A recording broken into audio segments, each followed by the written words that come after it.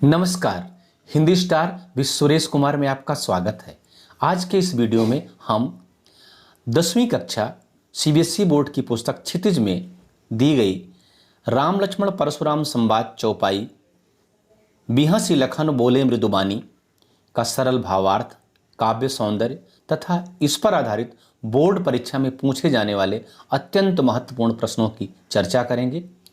Video को अंत तक ध्यान से देखिएगा क्योंकि ये वीडियो आपकी बोर्ड परीक्षा के लिए बहुत ही महत्वपूर्ण होने जा रहा है। बिहसी लखन बोले मृदुबानी अहो मुनीस महाभटमानी। लखन हंसते हुए मीठी वाणी में बोले। बिहस मतलब हंसते हुए, लखन मतलब लक्ष्मण, मृदुबानी मतलब मीठी वाणी में क्या बोले? अहो मुनीस महाभटमानी, ए मुनि श्रेष्ठ। मुनीस का मतलब मुनीस शब्द बना है मुनिधन ईश से मिलकर के। मुनीस मतलब मुनियों के राजा अर्थात मुनिश्रेष्ठ। अहो मुनीस महाभटमानी, अरे मुनिवर आप तो बहुत बड़े योद्धा हैं। पुनि पुनि मोह दिखाओ कुठारू, मुझे बार बार कुठारू दिखा रहे हैं। कुठारू मतलब फरसा, जो परशुराम का शस्त्र है। तो पुनि पुनि मतलब बार बार, मोहि मुझे, दिखाओ दिखा रहे हैं। क्या दिखा रहे हैं? कुठारू। कौन दिखा रहा है? परशुराम। किसको दिखा रहे हैं? लक्ष्मण को। चाहत उड़ावन फूंक पहाड़ू, ऐसा लग रहा है कि फूंक मार करके आप पहाड़ को उड़ाना चाहते हैं। अर्थात लक्ष्मण ये कहना चाहते हैं कि अहे मुनिवर, आप जो हमें बार बार फरसा दिखा रहे हैं, हम कोई साधारण व्यक्ति नहीं हैं। आपके सामने जो खड़ा है वो पहाड़ है, बच्चा मत समझना हमें। और आप फरसा दिखा करके ऐसा कर रहे हैं जैसे कोई फूंक मार करके पहाड़ को उड़ाना चाहता हो। और यहाँ कुम्हड़ बतिया कौन है? यहाँ कोई कुम्हड़े की बतिया नहीं। कुम्हड़ा मतलब पंपकिन आपकी भाषा में। तो यहाँ कुम्हड़े की बतिया कोई नहीं है। अब आपको मैं बता दूं कि ऐसी मान्यता है कि कुम्हड़े में अगर छोटा सा फल लगा हो, उसको उंगली दिखा दीजिए, तर्जनी उंगली, तो मुरझा जाता है। अभी आप सारी उंगलियों के नाम जान लें। इसको अंगूठा बोलते हैं, इसको तर्जनी बोलते हैं, इसको मध्यमा, इसको अनामिका और इसको कनिष्ठा। अंग्रेजी में इसको रिंग फिंगर बोलते हैं। तो इस उंगली को दिखा देने से वो मुरझा जाता है, इसको तर्जनी बोलते हैं। तो लक्ष्मण जी यहाँ कह रहे हैं कि यहाँ कोई कुम्हड़े की बतिया नहीं है कि तर्जनी उंगली दिखा देने से मुरझा जाएगी। देखी कुठारू सरासर बाना, मैं कछु कहा सहित अभिमाना। मैंने आपके कुठार फरसे को, सरासर बाना धनुष बाण को देख कर ही जो कुछ कहा, अभिमान सहित कहा। जो कछु कहा सहित अभिमाना, मैंने जो कुछ कहा अभिमान सहित कहा, गर्वपूर्वक कहा। और आगे लक्ष्मण क्या कह रहे हैं? भृगु सुत समुझ जनेयु बिलोकी। आपको हम भृगु का सुत समझ रहे हैं। भृगु एक वंश है, परशुराम जिस वंश के हैं, और सुत मतलब बेटा होता है, पुत्र होता है। तो भृगु सुत समुझ, भृगु मुनि का सुत समझ करके, भृगुवंशी समझ कर, जो कुछ कहूँ सहूँ रिस रोकी। आप जो कुछ कह रहे हैं उसको हम अपने गुस्से को रोक करके, गुस्से को बर्दाश्त करके सह रहे हैं। क्यों लक्ष्मण अपने गुस्से को रोके हुए हैं? क्योंकि उन्होंने देखा है परशुराम ने जनेऊ पहन रखा है और वो भृगुवंशी हैं, इसलिए उनको, उनकी कही हुई बात को लक्ष्मण बर्दाश्त कर रहे हैं, रोक रहे हैं, अपने गुस्से पर कंट्रोल किए हुए हैं, उनकी बात का बुरा नहीं मान रहे हैं। और आगे क्या लक्ष्मण कह रहे हैं? लक्ष्मण ये कह रहे हैं कि सुर महिषुर हरिजन अरुगाई। सुर मतलब देवता, महिषुर मतलब ब्राह्मण, हरिजन मतलब हरिजन, हरि के जन मतलब ईश्वर के भक्त। अरुगाई, अरु मतलब और, गाई मतलब गाय। हमारे कुल इन पर न सुराई। हमारे कुल में, हमारे परिवार में, हमारे वंश में, इन पर न सुराई, न सूरता, न वीरता। अर्थात इसका अर्थ ये हुआ कि लक्ष्मण जी कह रहे हैं कि हमारे कुल में, हमारे परिवार में देवताओं पर, ब्राह्मणों पर, हरिजन पर और गाय पर, हरिजन मतलब भगवान के भक्तों पर, और गाय पर अपनी वीरता नहीं दिखाते। अब सवाल ये उठता है कि लक्ष्मण के कुल पर, इन पर वीरता क्यों नहीं दिखाई जाती? तो उसका जवाब लक्ष्मण ही दे रहे हैं। इसलिए नहीं दिखाते कि बधे पाप अपकीरति हारे। अगर इनका हम वध करते हैं तो हम पाप के भागीदार होंगे, पाप लगता है, और हारने से अपकीर्ति होती है, अपयश होता है और अपमान होता है, हमारी कीर्ति का नुकसान होता है। जो क्षत्रिय वंश की हमारी कीर्ति है फैली हुई है, अगर हार जाएंगे तो हमारी कीर्ति अपकीर्त में बदल जाएगी, अर्थात हमारा बदनामी होगी, हमारी बदनामी होगी।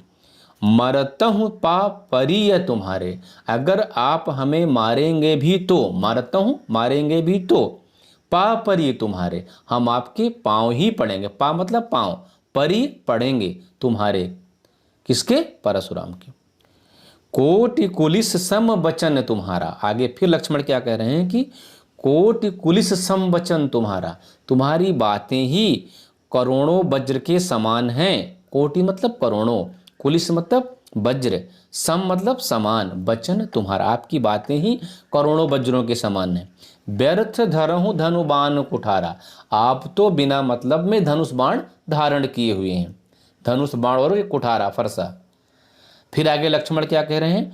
जो बिलो की अनुचित कहूं क्षमहु महामुनि धीर, यह सब देख करके, जो बिलोक यह देख कर, अनुचित जो उचित ना हो, कह्यों कहा, क्षमहु महामुनि धीर, अय मुनि क्षमा करना, महामुनि अय महान मुनि, धीर मुनि धैर्यवान मुनि, क्षमा करना। सुनी सरोस भृगवंश मणि, बोले गिरा गंभीर, यह सब सुनकर, सरोस मतलब गुस्से पूर्वक, यह सब सुनकर, क्या सुनकर के?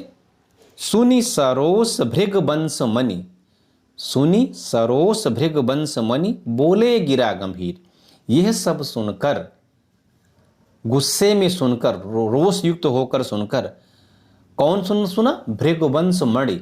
भृगवंश मणि कौन है? परशुराम। क्यों भृगवंश मणि है? वो उनका वंश वो भृगुवंशी थे, भृगुवंश में उनका जन्म हुआ था, इसलिए उनको भृगुवंश मणि कहा है। पहली चौपाई में इनको भृगकुल केतु कहा है, मतलब भृगुवंश के सर्वश्रेष्ठ व्यक्ति।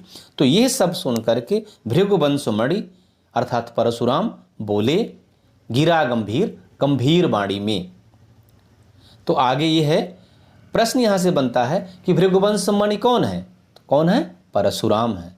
भृगुवंश मणि किसे कहते हैं?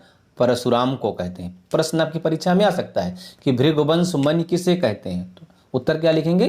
परशुराम। परशुराम के वंश का नाम क्या था? तो भृगु आप लिख देंगे। अच्छा, अब दूसरी बात यह है, इस चौपाई से संबंधित जो काव्य सौंदर्य है मैं आपको यहाँ बता दे रहा हूँ। बाकी 4 या 5 बिंदु मैंने आपको बताया है जो ये राम लक्ष्मण परशुराम संवाद की सारी चौपाइयों पर लागू होता है। इसके पहले वाली व्याख्या मैंने बताया है, अगर आप ना देखे हो वीडियो तो देख लीजिएगा, वहाँ पर आपको मिल जाएगा, वो सभी पर लागू होगा। इसके लिए जो विशेष बिंदु हैं वो मैं आपको बता दे रहा हूँ। काव्य सौंदर्य जैसे यहाँ पर है, अहो मुनीस महाभटमानी। मुनीस महाभटमानी में माँ अक्षर की आवृत्ति के कारण अनुप्रास अलंकार हो गया, लेकिन यहाँ ये बात लक्ष्मण व्यंग में कह रहे हैं कि आप तो बहुत बड़े योद्धा हैं, तो यहाँ पर ये क्या हो जाता है? वक्रोक्ति अलंकार भी है। फिर पुनि पुनि में पुनरुक्ति प्रकाश अलंकार है, और चाहत उड़ावन फूंक की पहाड़ों में लक्ष्मण जी यहाँ उन पर व्यंग कर रहे हैं। किन पर? परशुराम पर। तो यहाँ व्यंजना शब्द शक्ति है। अब आपको भ्रम हो रहा होगा ये सब कैसे है, कहाँ से है, तो यहाँ मैं इसको बता दे रहा हूँ। शब्द शक्ति, रस, छंद, अलंकार का एक मैं अलग से वीडियो बना दूंगा, तो वहाँ आपको आसानी से समझ में आ जाएगा। मैं ऐसा बनाऊंगा कि जो आपको समझ में आ जाए, आपकी परीक्षा में आपको ज़्यादा मेहनत नहीं करना पड़े, बाकी तो किताब में सब लिखा ही है। फिर आगे सरा सरबाना में तो कुछ नहीं है। मैं कछु कहा, कछु कहा में क अक्षर के आवृत्ति के कारण अनुप्रास अलंकार है। और कोटि कुलिस सम वचन तुम्हारा, यहाँ पर अनुप्रास भी है और उपमा भी है। धरहु धनु में भी अनुप्रास अलंकार है। सुनि सरोस में भी साक्षरीकरण अनुप्रास अलंकार है। अब कोटि कुलिस सम वचन तुम्हारा में अनुप्रास और उपमा दोनों कैसे है, इसको आप देख लें। जब हम देखेंगे कोटि कुलिस का अक्षर की आवृत्ति के कारण तो अनुप्रास अलंकार हो जाएगा, लेकिन कोटि कुलिस सम वचन तुम्हारा, करोड़ों वज्रों के समान तुम्हारी वाणी है, तुम्हारी बातें हैं। तो परशुराम की वाणी की तुलना लक्ष्मण जी किससे कर रहे हैं? वज्र से, इसलिए यहाँ पर उपमालंकार है। आइए अब इस पद पर आधारित जो बोर्ड परीक्षा में प्रश्न पूछे जाते हैं उनको देख लेते हैं। पहला प्रश्न, ये है कि लक्ष्मण ने कोमल स्वर में परशुराम पर क्या क्या कहकर व्यंग किया। तो इसका जो उत्तर है, ये जो पूरी चौपाई की व्याख्या है वही है, दोहा नहीं खाली चौपाई। और आपको मैं बताऊं, जो मैं व्याख्या किया हूं, अगर इसको आप ध्यान से देख लेंगे तो इस पद पर आधारित, इस चौपाई पर आधारित कोई भी प्रश्न का उत्तर आप दे लेंगे। फिर भी मैं आपको बता देता हूं। जैसे इन्होंने क्या कहकर व्यंग किया, अहो मुनीस महाभटमानी, अरे मुनिवर आप तो महान योद्धा हैं। पुनि पुनि मोह दिखाओ कुठारो, मुझे बार बार कुठारो दिखा रहे हैं। ऐसा लग रहा है जैसे फूंक मार करके पहाड़ को उड़ा देना चाहते हैं। ये व्यंग है। फिर क्या कहा, यहाँ कुम्हड़ बतिया को नहीं, यहाँ कोई कुम्हड़े की बतिया नहीं है जो तर्जनी देख करके मुरझा जाएगी। फिर भृगुसुत समुझ जनेऊ बिलो की, आपको भृगुवंशी समझकर, आपका जनेऊ देखकर ही जो कुछ आप कह रहे हैं उसको मैं बर्दाश्त कर रहा हूँ, अपने गुस्से को रोके हुई हूँ, अन्यथा अब तक बहुत गड़बड़ हो जाती। फिर आगे क्या कहा कि सुर महिसुर हरिजन अरुगाई, हमारे परिवार में सुर पर, देवताओं पर, ब्राह्मणों पर, भगवान के भक्तों पर और गाय पर अपनी वीरता नहीं दिखाते हैं। फिर क्या व्यंग किया उन्होंने कि कोठि कुलिस सम बचन तुम्हारा, तुम्हारी वाणी ही करोड़ों वज्रों के समान है। बिना मतलब ही आपने धनुष बाण धारण कर, व्यर्थ धरहु धनु बाण कुठारा। ये जो है ये 5-6 बिंदु हैं, यहीं से आप चाहे तो इसका अर्थ लिख देंगे, या अगर लाइन भी याद है थोड़ा सा उसमें कोट कर देंगे तो अच्छा रहेगा, नहीं है तो आप इसका अर्थ यहीं से उठा के लिख देंगे, तो इसका उत्तर हो जाएगा। अगला प्रश्न है, किस कारण लक्ष्मण क्रोध को रोककर परशुराम के वचनों को सहन कर रहे हैं? क्यों? अच्छा, मैं हर प्रश्न का एक की पॉइंट होता है, याद रखिएगा। उत्तर पूरा लिखिए अपनी घर वाली कॉपी पर, बोर्ड कॉपी में, लेकिन अपने याद करने के लिए उसके कुछ की पॉइंट्स, जिसको आप मुख्य बिंदु हिंदी में कहते हैं, उनको याद रखिए। उस प्रश्न का उत्तर उसी की पॉइंट के इर्द गिर्द घूमता है, उसी की पॉइंट का विस्तार, मुख्य बिंदु का विस्तार ही उसका उत्तर होता है। तो जैसे ये प्रश्न है कि किस कारण लक्ष्मण क्रोध को रोककर परशुराम के वचनों को सहन कर रहे हैं, तो इसका उत्तर क्या है, की पॉइंट क्या है, ब्राह्मण मानकर। क्योंकि लक्ष्मण ने उनका जनेऊ देखा और वो जान गए कि भृगुवंशी हैं, इसलिए ब्राह्मण समझकर अपने गुस्से को रोके हुए हैं और उन पर अपना उनके क्रोध भरे वचनों को सुन रहे हैं। किसके? परशुराम के। फिर आगे प्रश्न है कि लक्ष्मण के कुल में किन पर वीरता नहीं दिखाई जाती और क्यों? तो इसका उत्तर क्या है, सुर महिसुर हरिजन अरुगाई, हमारे कुल इन पर न सुराई। इसी पंक्ति की व्याख्या इसका उत्तर है। क्यों लक्ष्मण जी कह रहे हैं कि हमारे कुल में, अर्थात रघुकुल में, लक्ष्मण जी के कुल में देवताओं पर, ब्राह्मणों पर, भगवान के भक्तों पर और गाय पर अपनी वीरता नहीं दिखाते, इसीलिए वो अपने गुस्से को रोके हुए हैं और परशुराम पर अपनी वीरता नहीं दिखा रहे हैं। वहाँ एक प्रश्न और बन सकता था, उसका उत्तर यहीं हो जा रहा है। फिर आगे है, व्यर्थ धरहु धनु बाण कुठारा, किसे कहा गया है और क्यों कहा गया है? तो आपको पता होगा, व्यर्थ धरहु धनु बाण कुठारा किसने कहा? लक्ष्मण ने कहा। किसको कहा? परशुराम को कहा। क्यों कहा? क्योंकि लक्ष्मण जी कह रहे हैं कि कोटि कुलिस सम वचन तुम्हारा, आपकी वाणी ही करोड़ों वज्रों के समान है। आप तो बिना मतलब में ही धनुष बाण धारण किए हुए हैं, आपको धनुष बाण धारण करने की कोई आवश्यकता नहीं है। तो ये हो गया इस प्रश्न का, इस चौपाई पर आधारित प्रश्न और उन पर उत्तर।